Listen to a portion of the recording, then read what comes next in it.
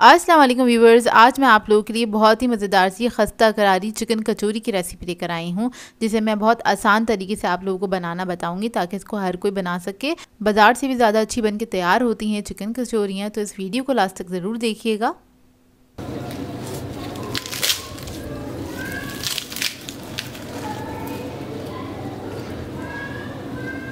अगर आप मेरे चैनल पर नए हैं तो मेरे चैनल को सब्सक्राइब करें, साथ साथ ऑल नोटिफिकेशन को क्लिक करें। इससे आने वाली मेरी हर नई वीडियो की नोटिफिकेशन आपको सबसे पहले मिलेगी। वीडियो अच्छी लगे तो लाइक एंड शेयर करना ना भूलें।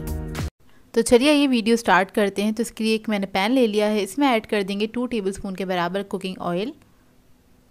ये ऐड करने के बाद इसके अंदर मैं ऐड करूँगी प्याज, एक अदद मीडियम साइज़ की चॉप की हुई।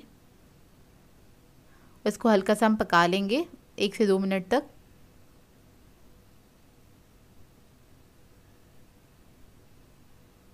जब ये प्याज अच्छे से पक जाएगी फिर हम इसके अंदर अदरक लहसुन का पेस्ट ऐड करेंगे 1.5 टीस्पून के बराबर, और इसको भी हम हल्का सा फ्राई कर लेंगे।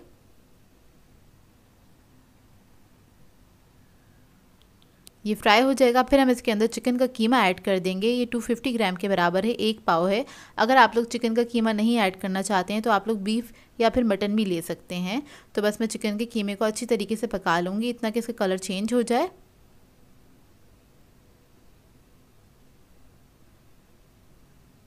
तो ये देखिए इसका कलर चेंज हो गया है, बस इसको इतना ही कुक करना है। उसके बाद हम इसके अंदर मसाले ऐड करेंगे। तो इसके अंदर मैं ऐड करूँगी रेड चिली पाउडर तकरीबन 2 टीस्पून के बराबर। हल्दी पाउडर ऐड करेंगे इसमें 1/2 टीस्पून।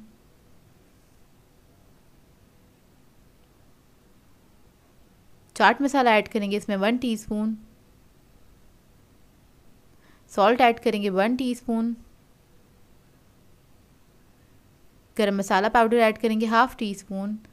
इसके बाद इसके अंदर मैं ऐड करूँगी एक अदद टमाटर, बारीक कटा हुआ, मीडियम साइज़ का टमाटर था। इन तमाम चीज़ों को अच्छी तरीके से मिक्स कर लेंगे।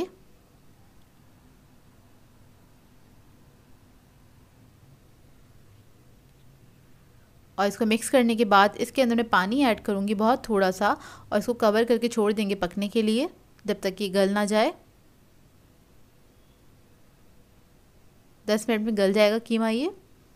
तो देखिए 10 मिनट हो गए हैं, इसको मैंने पकने के लिए छोड़ दिया था। चिकन का कीमा बहुत जल्दी पक के तैयार हो जाता है, 10 मिनट के अंदर ही गल जाता है।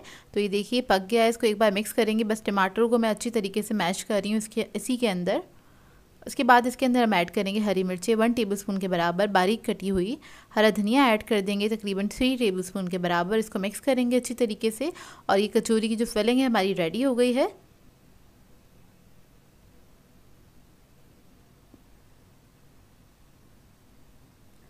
अब हम आ जाते हैं डो की तरफ। तो डो के लिए मुझे चाहिए होगा 2 कप मैदा। इसके अंदर मैं ऐड करूँगी सॉल्ट 1 टीस्पून के बराबर। बेकिंग सोडा ऐड करेंगे 1 पिंच। फिर मैं इसके अंदर ऐड करूँगी घी। मेल्ट हुआ हुआ घी लिया था मैंने 5 टेबलस्पून के बराबर, मतलब आपको घी को मेल्ट करना है उसके बाद ही मेजर करना है। और इसको मिक्स करेंगे अच्छी तरीके से। घी को अच्छे से मिक्स करने के बाद इसको हम एक बार चेक कर लेंगे कि इसके अंदर घी सही डला हुआ है कि नहीं। मुट्ठी बननी चाहिए इस तरह से, अगर ना बने तो आप थोड़ा सा घी और ऐड कर सकते हैं। फिर इसके बाद इसके अंदर हम पानी ऐड करेंगे थोड़ा थोड़ा सा, और एक सॉफ्ट सा डो बना के तैयार कर लेंगे। बहुत ज़्यादा सॉफ्ट नहीं होना चाहिए, ना ही बहुत ज़्यादा सख्त होना चाहिए इसका डो। तो बस आपने थोड़ा थोड़ा सा पानी ऐड करना है और उसका डो बना लेना है। और इसका डो बनाने के लिए मैं टैप वाटर यूज़ कर रही हूँ। डो जब सिमट जाएगा तब हम इसको नीट कर लेंगे 2 मिनट के लिए। बाउल के अंदर ही नीट कर लीजिएगा इस तरह से। तो देखिए डो हमारा रेडी हो गया है, कितना सॉफ्ट है मैं आपको दिखा देती हूँ। इसको मैं रख दूँगी तकरीबन 15 से 20 मिनट के लिए कवर करके। अब इसके लिए एक पेस्ट तैयार कर लेते हैं। उसके लिए हमें घी चाहिए होगा 3 टेबलस्पून के बराबर। ये जमा हुआ घी हैगा, ये देखिए इस फॉर्म में होना चाहिए। ये घी को थोड़ी देर के लिए फ्रिज में रख दीजिएगा, वो इस तरह से जम जाएगा। फिर इसके अंदर हम ऐड करेंगे मैदा 2 टेबलस्पून के बराबर। मैदा ऐड करने के बाद इसको आपने अच्छी तरीके से मिक्स करना है। इतने अच्छे से मिक्स करिएगा इसको कि ये थोड़ा सा फ्लफ़ी हो जाएगा।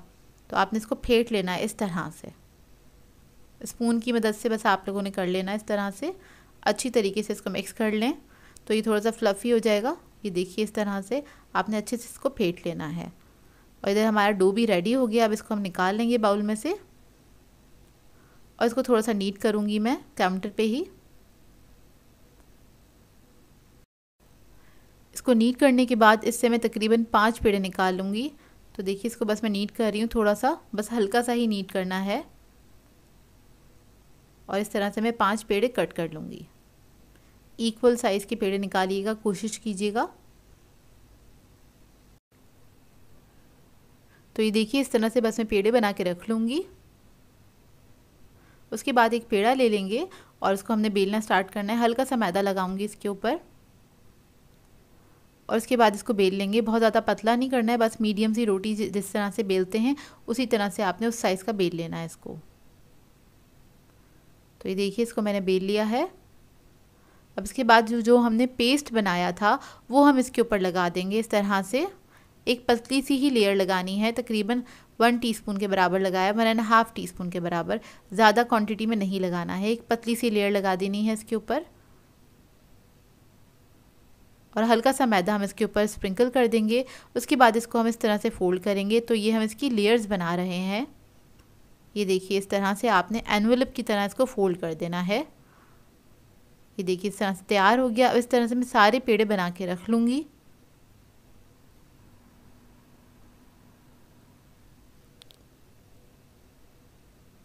तो देखिए पेड़े बना के रख लिए थे। जो पहला पेड़ा बनाया था उसको उठा लेंगे और एक कॉर्नर उठाएंगे, इस तरह से इसको हमने फोल्ड कर देना है। चारों कॉर्नर्स को इस तरह से सेंटर में करना है। फिर दोबारा से इसको फोल्ड करना है सेम स्टेप से। ये देखिए उसके बाद दोबारा से हमने इसका एक पेड़ा बनाना है और इसको रख देना है। तो इसको रखेंगे, सारे पेड़ों को मैं इसी तरह से करूँगी। इसी तरह से फोल्ड करके पेड़ा बना के रख दूँगी और इसको हमें 5 मिनट का रेस्ट देना होगा इन सब पेड़ों को। तो ये देखिए इस तरह से करेंगे और बस पेड़ा बनाएंगे, रख लेंगे। 5 मिनट के बाद हम उठाएंगे पहला वाला पेड़ा, उसको अच्छे से रेस्ट आ गया होगा और जो उसकी लेयर वाली साइड है उसको हम नीचे रखेंगे और हाथ की मदद से, फिंगर की मदद से आपने इसको इस तरह से फ्लैट कर देना है, बढ़ा देना है। ये देखिए हल्के हाथ से करिएगा, इसकी लेयर्स ख़राब नहीं होनी चाहिए, इस बात का ख्याल रखिएगा। तो ये देखिए इस तरह से आपने इसको फैला देना है। कॉर्नर्स को हम थोड़ा सा पतला करेंगे, सेंटर वाला जो पार्ट है उसको हम थोड़ा मोटा ही रहने देंगे। इसके बाद हमारी जो कीमे की फिलिंग थी वो इसके अंदर रख देंगे अच्छी क्वांटिटी में। बहुत ज़्यादा ओवर भी नहीं कीजिएगा। तो ये देखिए तकरीबन 3 टेबलस्पून के बराबर रखी है मैंने।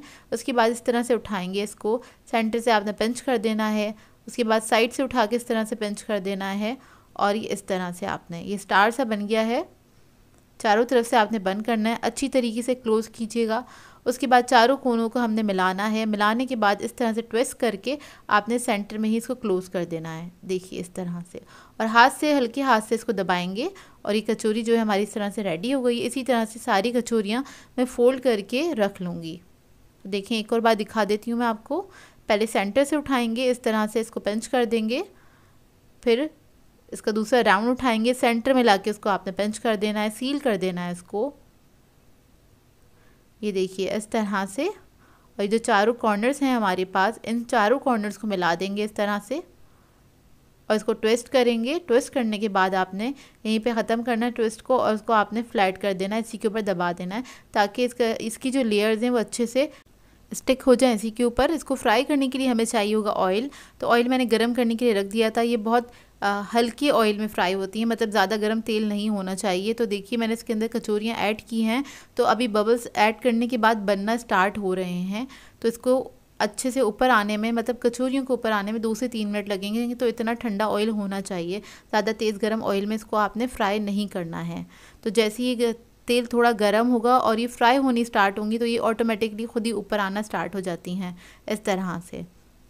अच्छा मेरी कढ़ाई जो है थोड़ी छोटी है, तो मैंने क्या किया था, इसके अंदर से एक कचौरी निकाल दी थी, वो दूसरी जगह पे मैंने फ्राई करने के लिए रख दी थी क्योंकि ये आपस में टकरा रही थी।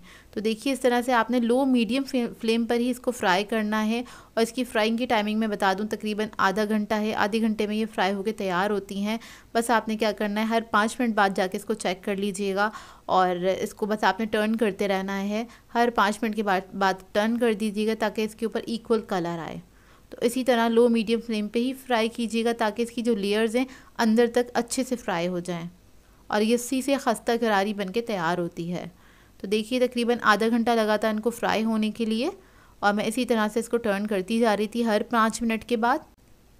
तो ये देखिए आपको वो इसकी लेयर्स नज़र आ रही होंगी, माशाल्लाह से बहुत अच्छी बन के तैयार हुई थी कचौरियाँ। तो देखिए फ्राई हो गई हैं, अब इसको हम निकाल लेंगे। तो एहतियात से आपने एक एक करके निकाल लेना है कचौरियों को। उसके बाद इसको टिश्यू पेपर पे रख दीजिएगा, जो भी एक्स्ट्रा ऑयल होगा इसका निकल जाएगा। तो देखिए इसको मैंने सर्व कर दिया है, और इसको आपने थोड़ा सा ठंडा होने देना है, उसके बाद ही सर्व कीजिएगा, क्योंकि ये बहुत गर्म होती है और अंदर तक तकरीबन 1 घंटे तक गर्म रहती हैं ये। तो देखिए इसका लुक, फाइनल लुक मैं आपको तोड़ के दिखाती हूँ।